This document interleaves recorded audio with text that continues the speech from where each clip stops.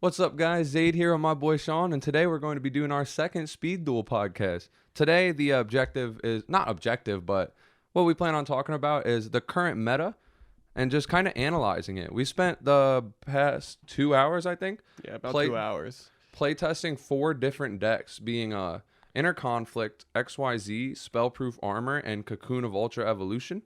And so now we're gonna talk about it. Really, what do you want to start with? I just had a lot of fun actually playing with these decks. This format in general is just really fun. We have like this regular triangle of decks that are kind of like playing, which is like the XYZ, the Cocoon deck, and or I guess the Dark Moth deck, and the Inner Conflict Jinzo deck.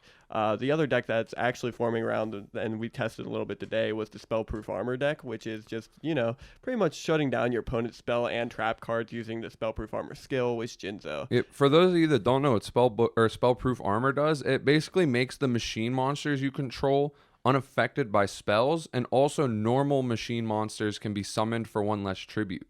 So if you have Jinzo out, that's just like, you can't use traps, you can't use spells. 2/3 of your deck is off. It's kind of crazy. Right, it's a very floodgatey like deck, and it's really cool to see that in this kind of format.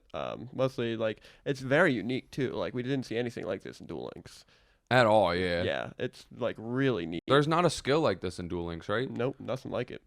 All 4 decks we mentioned, there's no skill like these in Duel Links. Which is kind of cool that there's a lot of Duel Links skills that are in speed duels, but they're not meta. Duel Links skills that were like insane in Duel Links, like Switcheroo is in this game, and it's not nerfed like it is in Duel Links. It's just once per duel or once per turn, up to twice per duel. You can put a card from your hand to deck, shuffle the deck, draw a card. And What's the that's nerf in absurd. Duel Links? I don't know. I just know it got hit a while back. I think it's like life points have to be lost or something like that. But I can't remember. Maybe it's a certain turn that you have to do. I just remember they had to nerf it a while back. I have a couple questions to ask about like what happened today, everything that you went through. It's coming all the way out here. 30-minute drive just to play some speed duel cards. Best game and hang out with my buddies, not just. Yeah. So the first thing I wanted to ask is, what did you think of the format? I think it's really neat. There's like, we only played the best decks, and there's a lot of diversity just within that. But there's like diversity, but not in the sense that a lot of the card pool overlaps, but also not too absurdly. Like the cards like Book of Moon overlap in a lot of the lists, but then there's a deck like Cocoon that doesn't even play it. Right. And so there's nothing that, I don't think there's a single card that's a guaranteed staple, except I'd say Allure, but then XYZ doesn't play that. Right, because they're light monsters. I don't think there's a single card possibly that is in all 4 deck lists. So there's like versatility in deck building, and they all do have like definitive good matchups, but none of them are unwinnable. And so I think there's a lot of variance, and I think it's really cool. I really like a lot of the staple cards that we have in this game. Like Zoma the Spirit is really cool. Soul Exchange is now starting to see some light with becoming a staple in like the Inner Conflict decks. Like Spellproof Armor was also playing it. It's like really cool to see like that becoming a staple. The other ones are like Cosmic Cyclone, Night Beams. I don't think any of these lists in particular played Cosmic. All the side decks did. Every single They're side played deck, on the side, yeah, just as an extra removal. right. And so the biggest thing is like you don't want to be main decking Cosmic because you don't want to go against that one twisted player, and then it's And then you're giving them Yeah, the access to a counter on their skill. right. That's another thing that last time I played this game with you, that was like the meta was Yeah, twisted decks. Trap Twisted. It was insane. What was the deck that you made? I made like a 20 trap card deck. I don't think yeah. my deck played a single monster. You played Metal Reflect Slime and Trap Monsters. Yeah, It was really cool to see. It was a really fun list, but like that was what was played then was just like traps that burn. But now the only remnants of that is Zoma, but that's also Right. like a beater. It's not just a trap. And that's that does all burn. just because of Jinzo coming to the format. Yeah, Jinzo completely changes the way decks have to be built, Right. especially if it's like prevalent in the meta, which it is. We see 2 out of 4 of these decks play Jinzo, Right.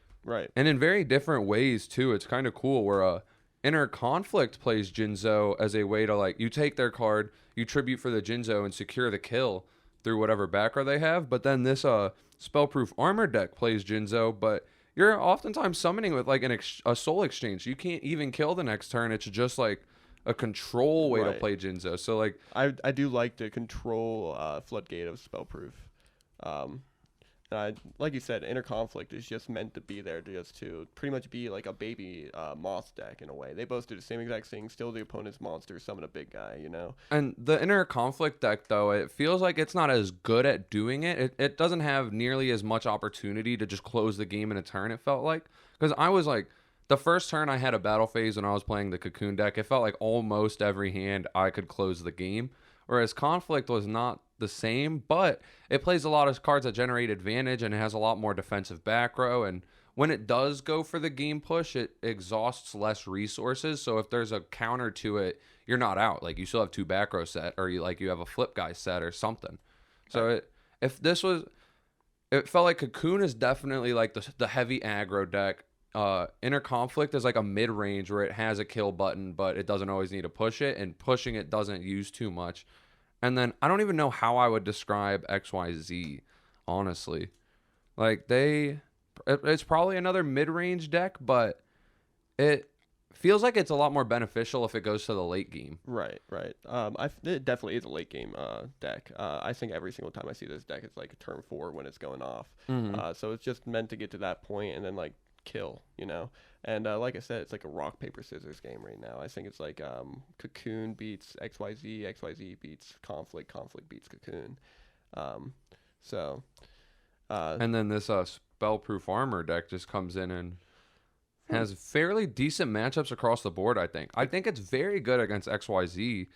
And it but did we play it versus the Cocoon deck? Yeah, that was the Oh yeah, I think I slaughtered when I was playing Cocoon. It felt like an absurd matchup for Which Cocoon. is insane to think because parasites don't affect your machine monsters with this deck. The big thing was that the Snow Dude, Santa Claus, was definitely an insane tech, but also this deck, it plays only really monsters that interact with the opponent. The only spells are spell removal cards, and then so you're not really, none of your cards are dead in the matchup. Even though the bug isn't as good, it's not dead. It still has a lot of uses. Whereas when I was playing Inner Conflict, my Book of Moons are dead. My Soul Exchanges are dead. What else is dead in this? Creature Swap is dead. Knock is dead. Like, there's just a large amount of cards that are just dead. And then Zomas are dead when Jinzo hits the board. So there's just so many cards that have little to no use.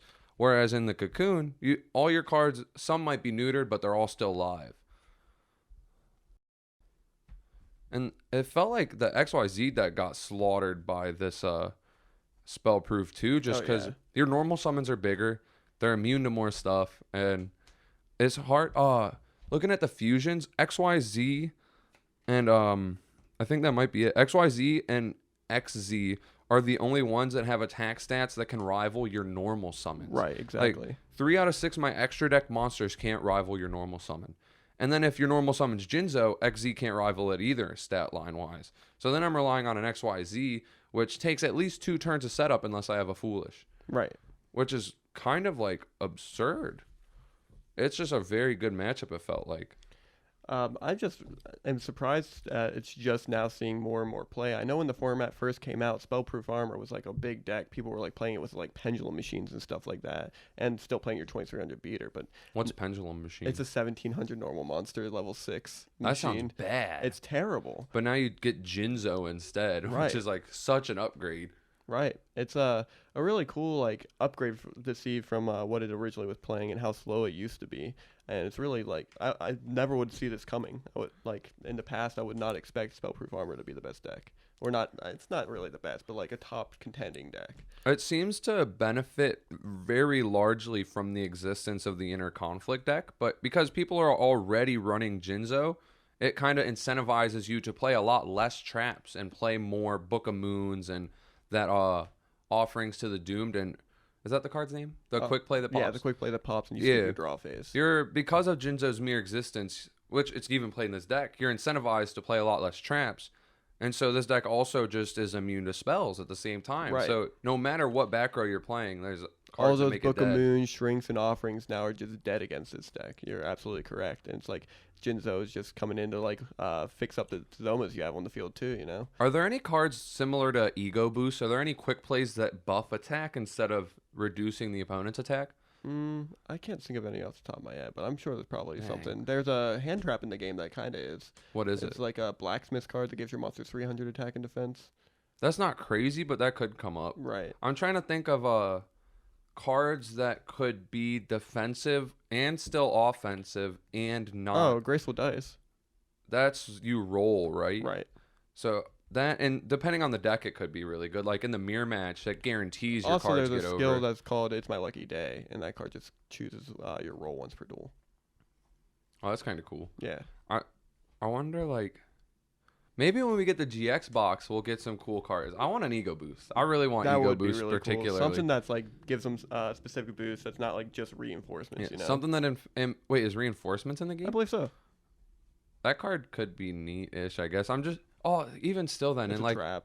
yeah. So Jinzo outs it. Mm-hmm. If there's a spell card that isn't doing something to your opponent's monster, instead it's buffing yours, that seems like it could be good Right. to counterplay this deck if this deck stays relevant. One other thing actually that I think was kind of crazy to see is that even decks that aren't fully dark are utilizing Allure of Darkness. Like right. Moth. yeah, Moth is predominantly Earths, I believe. Yeah. Yet it plays 6 darks and then plays 3 Allure just to dig to the combo pieces. Right. I think it's actually only playing 2 Allure, but I know what you mean. Yeah, it plays it, which Right. is crazy. Right.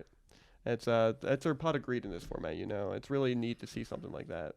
That doesn't happen in real Yu-Gi-Oh that much. Usually your deck is inherently a dark deck if you're Right. going to play the card. You're not playing it with your dark engine. This really just reminds me of like what Yu-Gi-Oh used to be before we got to the extra deck formats, like the fusions, the synchros, and the like. It's like original Yu-Gi-Oh, but like slower and in a way faster too. Yeah, and slower but faster, which Right. is really crazy. It's like the cool and unique deck styles we're getting from this outside the meta in general. It's just like I really like it, and I'm very excited to see the GX box and how it like intertwines with all this. So as we were playing, we played a lot of times, a lot of duels, and I already know the answer to this question, but I feel like everybody else is probably wondering it too. What's your favorite card you played today? Favorite card, actually? Yeah. I think my favorite deck was definitely the Cocoon deck because of how quick it can go for lethal. And honestly, this might be a shocking one, but Night Beam might be up there. This felt like a really, really powerful card. But also, like, that is rough. Favorite card that I played. I mean, Union Hanger's an FTK, so that's kind of up there too. Oh my lord.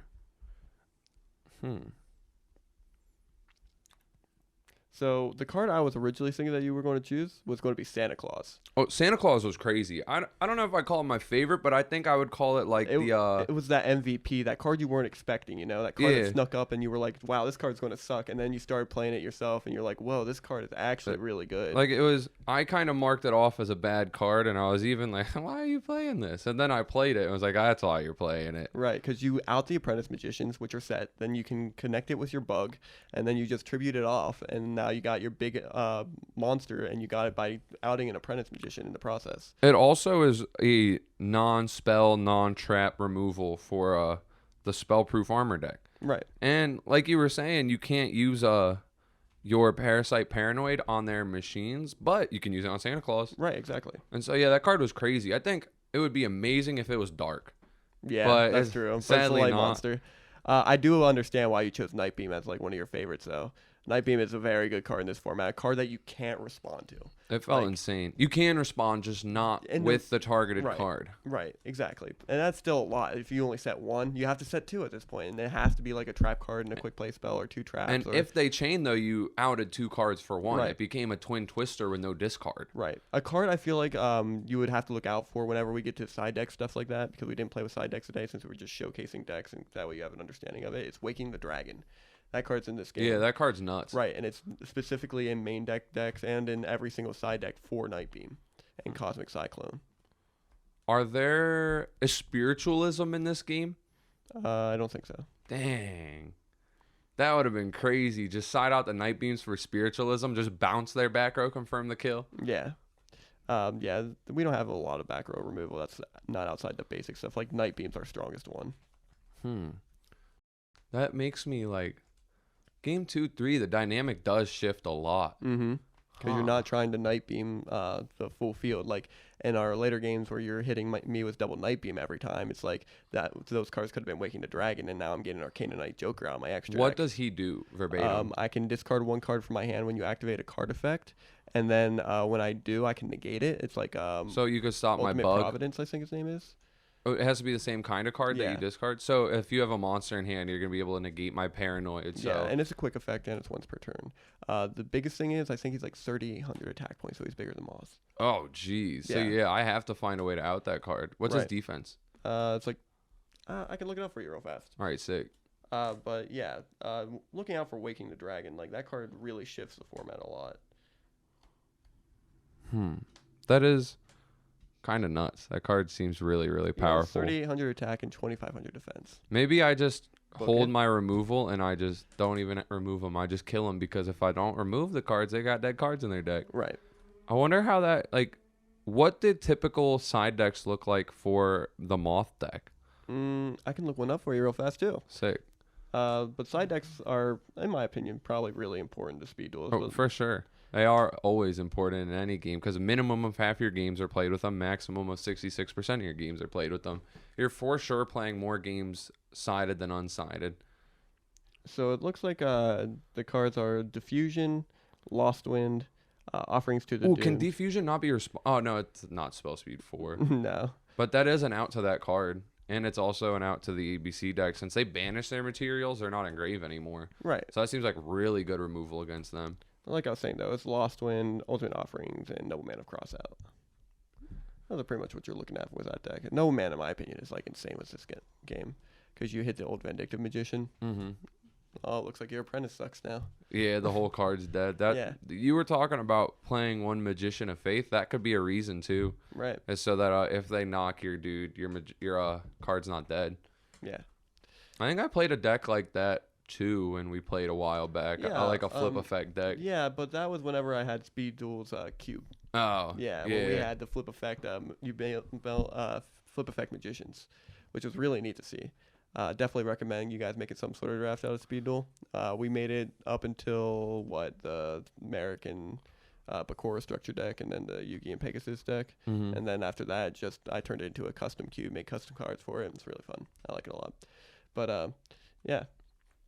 So the next question I have is, if a ban list came out, what cards do you feel should be hit? I don't know. It depends on how the ban list would be. If it's a ban list like Yu-Gi-Oh's official ban list, then I'm honestly not sure. But if it were like the Duel Links ban list, there's a lot of stuff that could be cool. Like Jinzo going to 3 and then also some important staple going to 3, or Jinzo to 2 and some staple to 2, so that you can't maximize Jinzos and also like crazy cards. Right. Because this card, it, at least in terms of real Yu-Gi-Oh, it kind of does. I'm not a huge fan of cards that limit creativity a lot. And while there's still like inherently a lot of creative ways that you could play to counter deck like this, the fact that its existence makes you have to rethink a third of the card pool is just kind of not optimal to me. Right. And I would not want that to continue on for the entirety of the existence of this game. But that's also something that could be fixed just by better cards coming Right. out You that just makes raise the Jinzo bad. ceiling. Right. Yeah, which I don't know if that's something they want to do though. Like, I mean, GX, it's like they're trying to push fusions now. In my opinion, we're going to probably get a ban list. you can't play crazy trap cards though in fusion decks. Well, maybe a couple, but like we were talking about on the last podcast, it takes 3 cards if you're not Right. counting your skill to summon one monster. But I also think it's very fair to think that they're going to be doing something like how we have with the Union Combination. How once per turn though type, or once per duel, because it could be either or. It could even be if- twice per duel, once per duel, 3 times per duel. even if it was like, if it's like just once per duel, then you're still using 3 cards for 2 fusions, which you're probably not gonna be able to set up a trap with that. Right. And But if say Miracle Fusion comes as a skill to this game, that card uses from field and graveyard. yeah, All right, so the deck becomes Foolish Burial Heroes. yeah, that would be a cool, and like Right. 3 foolish, 3 Rhoda, so you're gonna always have whatever fusion you want. Right. And if we were talking about wanting Prisma, if you got Prisma too, you would just 9 of those and then like 5 one of heroes that would make any fusion that happens to be good.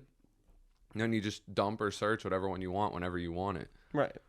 That would be really fun, like a hero toolbox deck. Even if Miracle Fusion's only a once per duel effect, it's still you're doing that once per duel and getting a super insane hero out. Yeah, you're typically going to summon 2 fusions probably and then like just close the game there. Right. Which, yeah, that could be really cool. But again, you're not playing traps in that. So then that makes a card like Jinzo not really needing to be hit. Right. That seems like a very aggressive going second end your life deck. Right. Now, a card that I feel like should get hit is like Inner Conflict. Inner Conflict, you think? Yeah. Inner Conflict is definitely one of those skills that I feel like either needs to they need to errata it like Duel Links does, or they just need to outright ban it. How come? Just being able to steal it. Change of Heart's a good card. It's banned in regular Yu-Gi-Oh! This card is Change of Hearts. And you can use it whenever you want. You don't have to draw it. Right. And this card definitely changes the course of the duel without activating it also. Like, you have to be very conservative about when you push. You want to confirm the kill on most big pushes. And if you don't, you know they're just going to take your biggest card, create like a Jinzo or some other problem card. In a way, it's the same issue you had with Jinzo. It's just that card that reshapes the game just by existing. And it's not like a Change of Heart where they could draw it. Like, you know they have it at all times. So like I can't make a push unless I either am confirming the kill or I have confirmed backup if they have something, or if I'm just YOLOing. Right. Because I don't think I have a chance if I don't close it. Now, if they do decide to errata it, we talked a little bit about this earlier. Inner Conflict, instead of it saying pay half your life points, I was always thinking like a fixed number, like 2,000 life points. If that card says pay 2,000 life points to activate this, you want to be using it as early as you can. That would make it almost like at least fair and at most almost not good, because it completely takes away that aspect of I have to confirm the kill. Now I only have to confirm half the kill. Right. And then the card's off and I'm free. It almost is going to incentivize me to play faster against them. Instead of holding for the big push, I'll just summon swing. Right. To the point where, because like, if you connect to the breaker, be it 16 or 19, now they have to use that skill. Exactly. Or they don't have access to it when you get your next attack in. And if they do that, they're at 400 life points. So they better confirm the kill or put up an unbreakable board or something. It would make the card a lot easier to deal with. Changing it to that kind of format would also make it to where Jinzo wouldn't be able to be played as much because you need your back row at that point. You're paying so much of your life points, and now you're summoning a monster that turns off traps. It's like a Book of Moon can only go so far. Yeah, you gotta like protect yourself. Yeah. Damn. I wonder like what other good tributes are there? Are there any Dark Ruler Hades. He's really cool. And then Gap, the Divine. I don't know what either of those cards do. Hades says when a fiend monster you control destroys a monster your opponent controls by battle, it can't activate its effects. So it mutes flip effects and on destruction effects. Right, like Apprentice Magician. It's also 2450 attack, so it climbs every single tribute monster. Gap says all monsters on the field are changed to attack mode, and flip effects cannot be activated. So they're all just flip effect counters. Are there any that generate you advantage on summon, like the monarchs? There is a monarch. There's the Stone Monarch. He pops a set card, right? Right. So he also counters flip effects, but can also snipe back row. Right. And then the other card that people are using a lot of is Kaiser Glider. I vaguely remember him. He does something when he dies, right? Yeah, he destroys a card on the field. And whenever he battles a monster with the same attack as him, he doesn't die in battle. And he's 24, so that connects with like every big tribute except the dude Hades, you said, is 2450. Right. Those are all kind of neat summons. Yeah, they're very unique. And so like this deck can kind of change depending on what's going on. Like, I feel like if I entered a tournament tomorrow and I was playing Inner Conflict, I might not even play 3 Jinzo solely because everyone else is. And so you're already getting the impact of them playing less traps. Like, if you look at this list in the mirror match, the only card your Jinzo turns off is Zoma. Right. So the thing like, that you want to think, though, is that Jinzo actually isn't always played at 3. This is just the most recent deck that has topped the tournament that won. Most of the time, people are playing Gap in their deck or Kaiser Glider and have a Hades in their side. Because this is what won, though, I feel like that definitely will make people play traps more, or less even. So then you can almost get away with like 1 Jinzo or none, or side it for the back row matchups, because a lot of as we saw, the best decks aren't really playing traps. The only trap that I recall seeing is a Zoma and Union Hanger. Not is that called Union Hanger? No, it's Union Scramble. Union Hanger is the FTK. My bad. But those are like the only traps. So why do you even really want Jinzo? It's not doing much. Whereas if you're playing just the Monarch, for example, it can snipe the back row and be doing what Jinzo would do, but it can also kill the set monster. Right. And it's just a lot more versatile given the format that you'd be moving into, which is a less trap heavy one. But then I don't know if that's correct. It just seems like something I'd at least want to try. Right. Shaping that could also be one of the biggest reasons why Spellproof Armor is so big, is because everybody's expecting Jinzo right now. Yeah, it's a hard counter to it. And then eventually it might get to the point where traps are good again, because like maybe people cut Jinzo because of the fact no one's playing traps. Right. And then traps come back up, and like kind of just formats are cool in that sense, how they can kind of just rotate to counter whatever deck did best the last time. Mm-hmm. And yeah, this seems like a fun format. I want to delve it more. Is there a way to on Dueling Book sort cards by Speed Duel? Yeah. So what you do is when you go to Dueling Book, you go to the little arrow at the top right of your screen in your deck construction area, and you hit that button. Then what you will see is a little drop menu that you can click on, and it will let you go to GOAT format, custom cards, and also Speed Duel and Rush Duel cards. Sick. So you just select one of those, and then after that, you make your deck 20 to 30 cards, go into Dueling Book online, and then when you go to Duel, that's when you get to choose your skill. Does that change game to game? Because can't you side deck skills in real life? So how does that work?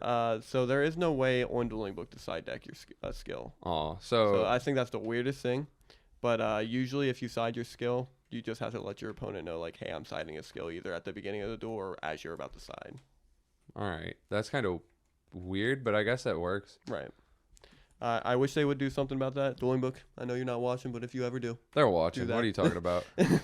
Dueling Book, all of them are watching. Every person that's ever worked for or judges on Dueling Book is currently present. But yeah, it's really hard to build a deck on there, in my opinion, just because people don't know what to do when they get there. It makes it like harder for people to get on and just be like, I want to play Speed Duels today, and then they're like, oh, I built my Speed Duel deck, but it's not letting me play Speed Duels because you didn't go to the format and create the deck under Speed Duel cards. That's the big thing. You can't just look up Night Beam and put it onto your It has Speed to Duel be deck. the Speed Duel specific one. Right. So just like in real life. Just like in real life. That is obnoxious, actually, for DB. Mm-hmm. Guys, make your Speed Duel format a little easier to use. Right. It would definitely make it like one of those things where people would play it more, in my opinion. Mostly new people getting into it. Mostly, yeah, in general, because they're looking for a way to play it for free online. Yeah. Like, so they're like, Yu-Gi-Oh! Free online Speed Duels, and then Dueling Book would probably come up. And so they would play that online, and then they would be like, oh, I made my Speed Duels deck, but I'm not allowed to play. And then that's just like a lot mentally to Yeah. then have to go remake the little it, learn how to do it. The little 9-year-old boy is just like, oh no, what do I do? Doesn't know how to troubleshoot yet. Right. Poor guy. What was your favorite card? Well, you know my favorite card in existence is Jinzo. Jinzo is nuts. My favorite card is Spellproof Armor. Yeah, this card is also insane. Yeah. Just makes all your guys like a little towers. Mm-hmm.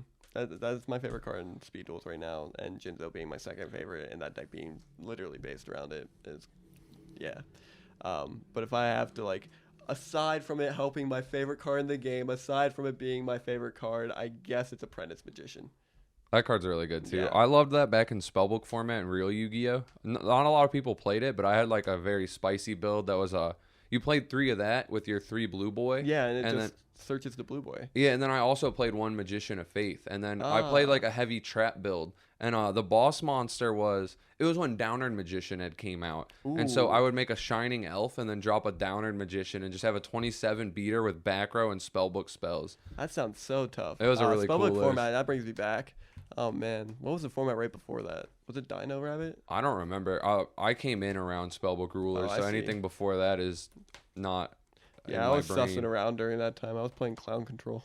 Yeah, that's what you played when I met you, I Really? believe. I think that was the first deck I knew you playing. Was it Clown Control or was it Gadgets? It could have been Gadget Both those also. decks were like really favorite to me. It's like Clown Control, Gadgets, and Ghost Trick Monarchs. Those were my 3 favorite decks, and none of them were meta decks. Every meta deck I played I hated, except for I think Thunder Dragon. Me and Dave did a thing that we were playing on Duel and Book the other day, and we would each of us would pick one set, and then those were the only cards we were allowed to use were from those sets.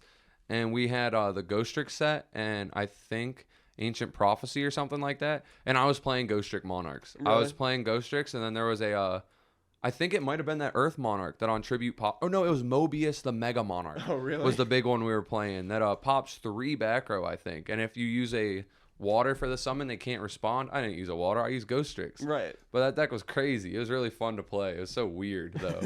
It sounds very unique. Ghost Tricks would be a sweet card just to bring to Duel Links. That Or that Speed would Duels. that would be cool actually. Yeah. Like Jack Frost would be nuts. Jack Frost would be Well, insane. it's- Gaia would play Jack yeah. Frost. It would be a really good card. Now that I think about it, I think Karibo isn't Karibo better. does It's the same different. thing. Karibo does the same thing, except you can do it to non-direct attack, but Jack Frost puts a monster on the board. So it could chump block 2 attacks or give you tribute fodder. Right. It also, if they summon Breaker as an aggressive card when you don't have back row, it kills the counter. Mm-hmm. And like, there's just a lot that it could do. Yeah, it's a Book of Moon hand trap. The card I was thinking more so is Scarecrow. Ghost Trick Scarecrow. Is that what its name is? What's it do? You just discard it to end the attack. You just discard negate. Maybe that's a Lantern. The lantern, yeah. It looks like a scarecrow. And then I like Mary a lot. Ghost Yeah. Trick Mary, that card's bonkers. All those cards were really good whenever I played. What's the other one? Jiangxi. That's one that flips to search, right? Yeah. That would be really cool in here too. Yeah, all 3 of those. Just don't bring Yeti. Don't bring Yeti. That's one that gains attack, right? No, Yeti is the one that says when it's flipped face up, you can target 1 Ghost Trick monster on the field and it can't be destroyed by battle that turn. Oh. And then your next turn, you just flip it back face down, so you have a monster that just endlessly lives. Infinite advantage too Yeah. if you're keeping the guy alive that searches. Yeah. That's really cool. And it has 2,000 defense. But like if you do follow exactly what Duel Links did, but just give us the field spell, I feel like it would be fun. Wait, those cards are in Duel Links? Yeah, I didn't even know that. That's kind of cool. yeah. Give us a field spell. Give us Ghoul. It would be cool to see. But that's just speculation. If we're just following like that, what we speculated, like one format a year, probably will never see it. But because Bones is long gone. What are we going to do next time we do one of these podcasts and hang out and plays? That's a good question. That's a very good question. I guess next time we can just come up with a list of cards we're speculating. That would Just be cool. talk I about was those. when we play some more games, I was thinking that we could either make some of the more creative decks or make side decks. And then Yeah. so either We get can like have a the side deck discussion. Yeah, that would be cool too. And because then we could also look at cards that aren't being sided and talk about Yeah, if we think that's they'd be a good one too. Because like Blast Out by Tribute's one that's like kind of sided, but I think should be seen more of because Inner Conflict's such a big deck. Same with Spellproof Armor coming out. I just think that card is insane. So although as a trap, as Spellproof is with Jinzo.